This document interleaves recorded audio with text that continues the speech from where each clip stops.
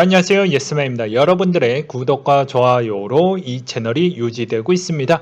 네, 영상 속도는 1.5배를 추천드리는 바이고요. 네, 이번에도 어떠한 소식이 나왔는지 같이 한번 내용을 보도록 하겠습니다. 네, 미국의 6월 소비자 신뢰지수 예상치가 상회한 결과치를 내놨고요. 4월 CS 주택가격지수가 1987년도 이후 최대 상승폭을 기록했으며 전년 대비 증가한 수치를 보여주고 있다고 합니다. 이번 S&P에 따르면 질병으로 인한 잠재적 구매자가 도심에서 교외로 이동을 하면서 미국 주택 시장의 강세가 지속되고 있다는 분석을 내놓기도 했고요. 그 다음으로 리치펀드 연은 총재가 올 여름이 끝날 때 미 고용시장의 장애 요인이 사라질 것으로 전망을 내놓기도 했습니다. 미 하원의 중국 견제 및 과학 경쟁력을 제고하기 위한 NSF 지원 법안을 승인했다라고 하는데요. 해당 법안은 미래 행동을 위한 국가 과학재단으로 연방 차원의 과학 및 기술 연구 지원을 확대하고 재단 내 첨단 기술 연구를 위한 신규 부서를 설립한다라는 내용이 포함이 되어져 있습니다. 바이든 대통령은 이번 법안의 통과가 중국 및 타국으로부터 위협이 부상하는 상황에서 국가의 경제적 우위를 유지하려는데 큰 도움이 될 것이라는 평가를 내비치기도 했고요. 중국의 인민은행, 중국 경제가 안정적으로 개선되고 있지만 국내외 리스크가 상존한다고 밝히기도 했습니다. 인민은행 통화정책위원회는 글로벌 경제정책과 공조를 강화하고 외부 충격을 방지할 것이며 선별적이고 합리적인 통화정책이 유지될 것이라고 발언을 내놨고요. 유동성을 합리적인 수준에 풍부하게 유지한다는 점을 제약한과 동시에 대출, 재할인 등 중국 소기업에 직접적으로 도움을 줄 수 있는 통화정책을 시행할 것이다라는 강조를 내비치기도 했습니다. JP모건이 중국의 PPI 급등이 CPI 급등으로 전이되지 않을 것이라는 분석을 내놓기도 했네요. 네, 소비자가 수요에 강했을 때임을 지적하면서 최근에 중국의 더딘 소매 판매 회복세를 고려를 하게 되면 같은 현상이 발생되지 않을 것이다 라는 주장을 내비치고 있네요. 네, 달러 인덱스 추이를 보게 되면 92.08을 기록하기도 했었는데요.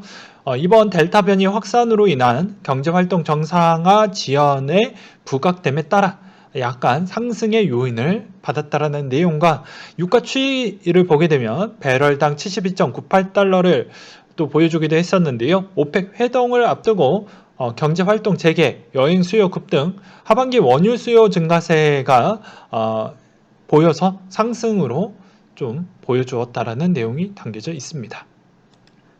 네, 그 다음으로 코인에 대한 소식을 한번 보도록 하겠는데요. 금융위 암호화폐 거래소 벌칙 계좌 전수조사하겠다.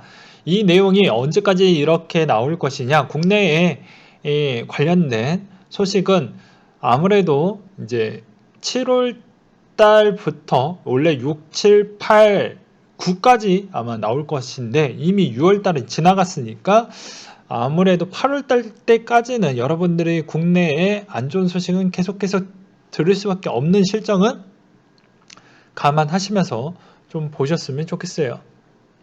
그 다음으로 빅썸 상장비가 아니라 상장 개발 운영비를 위에 받은 것이다 라고 MBC가 보도한 상장 비수치 기사에 대해서 이런 답변을 했다라고 하는데요.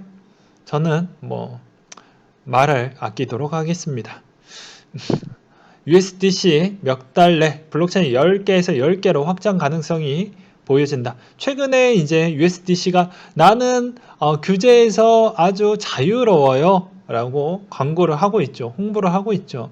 그래서 앞으로 나만큼 미리미리 해놔야 우리처럼 자유롭게 활동할 수 있어요. 이런 걸 또 보여주는 측면이라고 생각이 듭니다. 그렇기 때문에 느릿느릿하게 USDC가 좀 시작을 했지만 결국엔 규제 부분을 잘 지킨 이 거북이처럼 갔던 그런 행동 패턴이 이번에 규제 시점에 이제 도달을 하다 보니까 아마 테더를 제끼는 날이 곧 머지 않았을까라는 생각도 들기도 하네요. 식재하는 채굴 열기 비트메인 채굴기 3만대 추가 판매라고 되어져 있습니다. 그 다음으로 브릿지 뮤추럴 테더 비트파이넥스 파트너십 7월 2일 출시 예정을 갖고 있다라고 하는데요. 암호화폐 분야의 중추적인 역할을 하는 테드와 많은 협력을 기대한다라고 이야기를 하기도 했습니다. 그리고 더 샌드박스 폴리곤 마이그레이션을 발표하기도 했었고, 이광재 후원금 영수증 메타디움 기반의 NFT를 발행하겠다라고 했습니다. 이분이 민주당 대선 후보라고 하는데 정치 후원금을 받기 위해서 발행한다라고 하네요. 근데 되게 웃긴 게 우리한테 도움을 줄 수 있는 걸 외쳐봤는지 과거의 이력을 좀 뒤져볼 필요성이 있을 것 같습니다. 그 다음으로 해당 법안에 대해서 뭔가를 좀 내비친 게 있는지, 그냥 간단하게 정치 후원금을 받기 위한 수단적인 목적이 매우 짙다라고 저는 보고 있기 때문이죠. 네.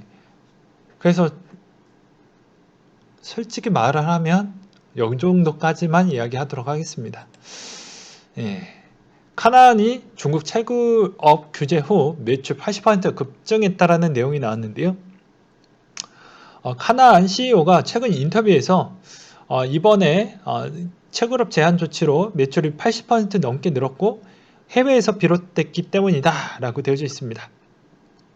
그는 비용 절감 차원에서 전력이 풍부한 지역으로 모색 중이라고 이야기가 나오고 있네요. 싱가포르 중앙은행 총재가 암호화폐의 발전 방해하지 않을 것이다 라는 언급을 했었고요. 애널리스트 USDC 디파이 업계 선호 스테이블 코인으로 급부상 중이다 라고 했어요. 근데 USDC가 디파이 업계에서 선호한다라고 이야기를 하면 이건 제도권의 이제 시중 은행들이 야 우리 진짜로 디파이 쪽에 무언가 좀 해보기 위해서 USDC 쪽으로 뭔가를 만들어 가겠다라는 측면으로도 간접적으로 좀 미리 캐치해 볼 수 있는 맥락이라고도 볼 수도 있겠죠. 그래서 상당히 관심도 많이 가지시길 바라겠습니다. 그리고 프랑스 자산 운용사 멜라니온 캐피탈이 비트코인 관련 추적 인덱스를 출시하겠다라고 이야기가 나왔고요. 바이낸스 영국 파운드와 출금 서비스를 재개하겠다라고 나왔습니다. 사용자는 체크카드, 신용카드에 대한 암호화폐를 구매할 수 있다라고 나와져 있네요. 그리고 일본 SBI 현지 은행과 리플렛 기반의 국제 송금 플랫폼을 출시를 예고하겠다라는 내용이 나온 게 있었고요. 갈수록 가상자산을 향한 정보의 형태가 너무 도가 지나치다 라고 해서 레벨 82 자력갱생님이 남겨주셨던 내용입니다. 저의 주장이 아닙니다. 계좌 발급 심사도 은행을 보고 알아서 하라고 떠넘겼고 거래소한테 알아서 코인 정리하라고 엎어놓고 그렇기 때문에 여기에서 코인 개발진과 은행들과 그리고 거래소 간에 서로 간에 갈라치기를 해서 싸우게 만드는 그런 형태가 너무 보기가 안 좋다라는 이야기를 하고 있습니다. 그리고 가장 와닿는 이야기가 여기가 있네요. 세금 내고 투자자들 보호요? 제도권 편입이요? 부동산 정책을 보고 과연 그렇게 볼 수가 있을까요? 그러니까 되게 웃긴 게 제가 이때까지 부동산 기사 중에 가장 기억에 많이 남았던 게 하나가 있습니다. 그게 무엇이냐면 이런 내용이 있었어요. 국민들이 외치는 건 부동산 가격을 좀 잡아달라. 그리고 부동산에 대해서 1주택자, 다주택자 부분을 어떻게 해서든 최대한 좀 규제로 해서 많은 매물을 쏟아질 수 있게끔 만들어줬으면 좋겠다. 그래서 두 가지 측면이 있는 거죠. 어떻게 보면 공급을 할 수 있는 상황이 안 되면 매도를 이끌어서 그 공급을 만들어내든지 아니면 추가적으로 시장의 가격을 좀 다운 시켜가지고 그만큼 살 수 있을 만큼에 대한 접근성을 좀 더 열어주든지. 그런데 이때까지 해왔던 행동을 한번 보시면 금융적인 패턴이 들어가죠. 부동산 부분도. 그렇기 때문에 그런 거 보면 전혀 신뢰할 수가 없는 측면이 좀 있다라는 주장을 펼치는 것 같습니다. 그 이야기가 좀 있었고 비트코인과 머스크의 이해관계에 대한 내용이 나온 게 있었는데 요거 짧게 보고 가겠습니다. 테슬라 주주를 보면 피델리티, 베일리 기포트, 티로 프라이스, 텐센트, 뱅가드, 블랙록, 모건 스탠리 다 코인과 관계되어져 있는 회사들이 꽤 많이 들려오는 그런 회사명들이죠. 자, 피델리티 먼저 보도록 하겠습니다.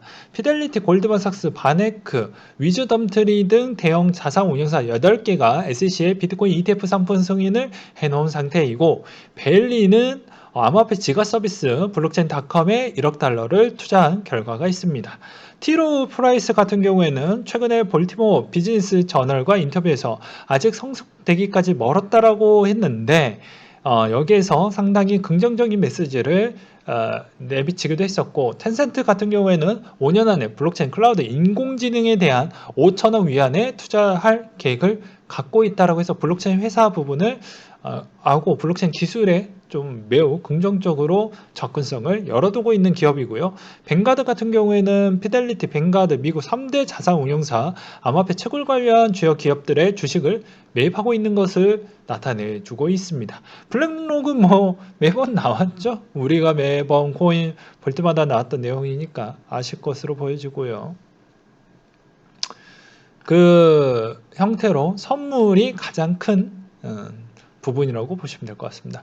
그 다음으로 제니스 OCH에서 보면 관련된 기사가 없어서 요거는 패스하도록 하겠고, 모건 스탠리를 보게 되면 대형 은행 중에 처음으로 자산운용 고객들에게 비트코인 펀드를 투자할 수 있도록 했다라고 되어져 있습니다. 그리고 펀드 3개를 론칭할 것이라고 보도가 나온 게 있었고요. 그래서 이런 내용을 좀 뒷바탕해서 머스크가 비트코인을 구입한 시점으로 한번 가서 보게 되면 투자 정책을 더 유연하고 다양화하고 수익을 극대화하는 쪽으로 업그레이드 하겠다라는 것인데, 대체 보유 자산을 찾는데 자산과 금 ETF가 포함이 되어져 있다. 이 정책에 따라 15억 달러 비트코인을 투자했다라고 밝혔고, 앞으로도 매수할 수 있고 장기간 보유할 수 있다라고 덧붙이기도 했었다. 가능한 법률에 따라 제한된 범위, 가까운 미래 테슬라 제품의 결제 비트코인을 받아들이겠다라고 선언을 과거에 했던 적이 있었고, 테슬라 제품의 비트코인을 결제를 잠깐 중단했다가 다시 시행을 하기도 했었죠. 그래서 이런 부분이 좀 많이 눈에 들어왔던 측면이 있었습니다. 그래서 나중에 어차피 테슬라가 어떻게 보면 플랫폼 회사라고 보시는 분들도 있고 빅데이터 회사라고도 보시는 분들도 있어요. 근데 저는 오히려 빅데이터 회사 쪽에 점점 더 가깝지 않을까 라고 저는 보고 있는 실정입니다. 그 다음으로 이제 또 보게 되면 뭐 여러 가지가 있는데 요 부분은 그냥 넘어가고 이야기를 하도록 하겠습니다. 그리고 여기에서도 또 보게 되면 뭐 블랙록, 마이크로 스트래티지, 테슬라, 갤럭시 디지털이 있는데, 여기에 블록원이 정말 웃긴 게 비트코인 제일 많이 갖고 있는 이오스 진짜 어그로도 못 끌고, 무슨 사정이 있는지는 모르겠지만 어그로도 잘 못 끄는 것 같고, 개발은 다 해놨는데 그게 어떻게 보면 기사도 잘 안 나오고 이상해요. 그런 걸 보면. 그런 이야기를 좀 드리고 싶었고요. 그리고 미국의 암호화폐 구글 검색량이 줄었다. 개인 투자자 관심도 떨어졌다. 최근에 김프도 많이 떨어졌죠. 거의 2% 정도밖에 되지가 않습니다. 해당 자료에 따르면 검색량 테슬라가 비트코인 결제 도입을 중단한 시점과 채굴을 본격적으로 금지한 시점으로 5월 9일 최고치를 찍고 난 뒤에 계속 감소를 해주고 있다. 뭐 그런 내용들이 눈에 보여요. 그리고 다음으로 뭐 4대 암호화폐 거래소 트래블 룰 공동대응 목적 합작법인을 설립하겠다고 했었는데요. 뭐 이거는 그냥 FATF 공고안에 따라야 되기 때문에 우리가 좀 더 은행에 대한 실명 인증 계좌에 약간의 국내 표준을 좀 가져가 보자, 이런 측면이 없지 않아 있는 것 같습니다. 왜냐하면 A라는 거래소 기준과 B라는 거래소가 좀 다르면 분명 은행 쪽이 제시하는 게 다를 거라는 것이죠. 그래서 우리 그냥 같은 시스템과 같이 보안과 금융과 이런 것을 거의 비슷하게 맞추자라는 측면이 훨씬 더 강하다고 보시면 됩니다. 뭐 이번 내용을 보게 되면 뭐 이게 투자자 보호가 아니라 FATF에 대한 강력한 요청이 들어왔기 때문에 어쩔 수 없이 하는 것이고, 요 내용이 또 요 앞에 있는 내용하고 또 이어지게 되죠.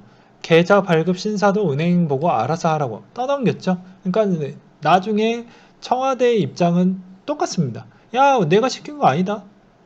은행한테 줬어. 그러니까 당연히 은행장 입장에서 뭐 어떻게 하겠어요. 최대한 문제 있는 거 다 싹도 다 자르고 어떻게 하려고 하겠죠. 그러다 보니까 더 쉽지 않죠.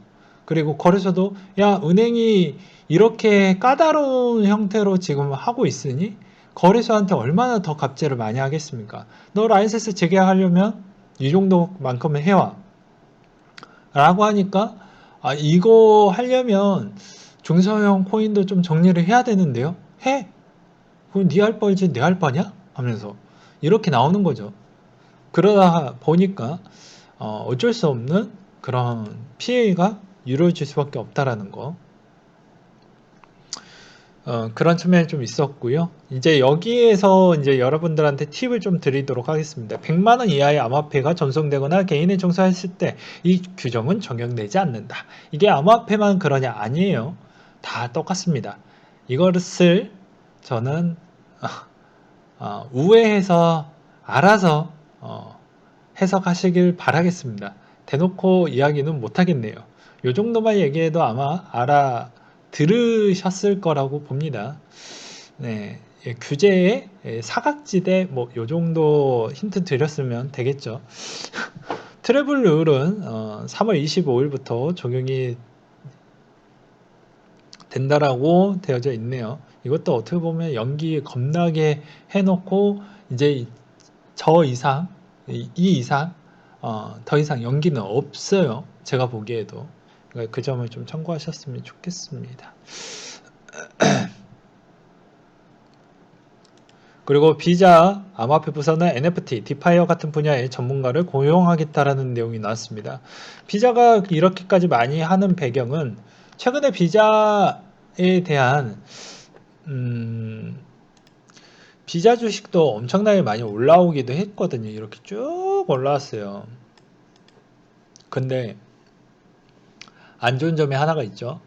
최근에 비자보다 훨씬 더 많이 올라왔던 게 페이팔, 스퀘어, 그 다음에 좀 이런 쪽이 제일 많이 올라왔기 때문에 비자의 입장에서 약간 위협적이다라고 볼 수가 있습니다.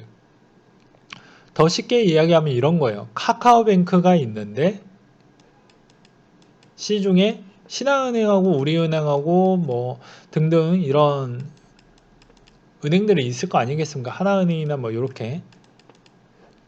그러면 여기에 있는 기존의 전통적인 은행 쪽하고 해당에 있는 휴대폰을 머무는 시간이 제일 오래 있는 내 손에 떠나지 않는 여기에 있는 이 카뱅을 제일 많이 쓰겠어요. 신한은행에 있는 이 어플리케이션을 더 많이 쓰겠어요.